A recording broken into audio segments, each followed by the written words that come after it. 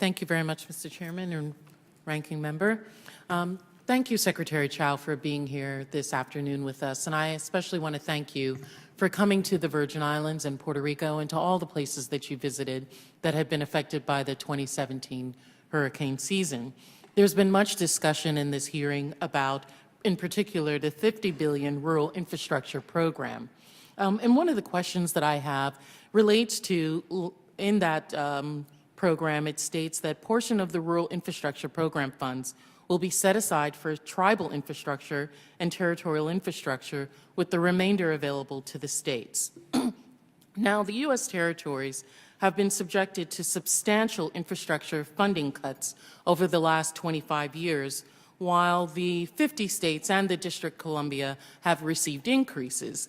These cuts have resulted in deterioration of our public highway system, enormous damage to our ports. I know that you've been a frequent visitor to the U.S. Virgin Islands, and I know that our governor and others have spoken with you about that issue.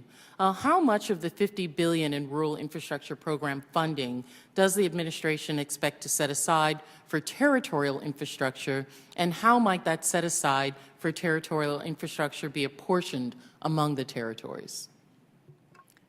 That's a very good question. I don't know.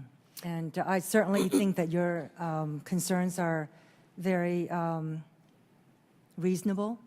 And so we have worked on other things in the past, especially in the aftermath of the hurricanes. So we look forward to working with you on that as well. I'd appreciate that because, as you know, and you may have seen, and others in your agency have also seen, that much of the damage that we sustain, particularly with our roadways that are right abutting the waterways, that there was a substantial deterioration occurred because we did not have funding over a protracted period of time to support our highway system.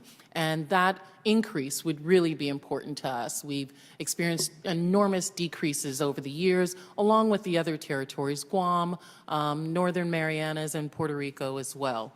Do you know how rural is going to be defined for purposes of the Rural Transportation Infrastructure Program? Will it be based on lane miles, or will it be based on population?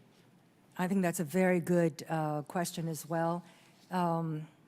There's a certain definition to that, and I've been asked this, and I have forgotten it. So Thank you. And will your agency be the primary lead in administering that, or will agriculture or others? How will that be determined? Who will determine how that funding is distributed? As of now, it's primarily agriculture. Okay. Thank you. Unfortunate. Good for me, I sit on agriculture as well, so I'll tag team you guys on that one. But, you know, as we talk about these things, the last thing I wanted to talk with you about was resiliency.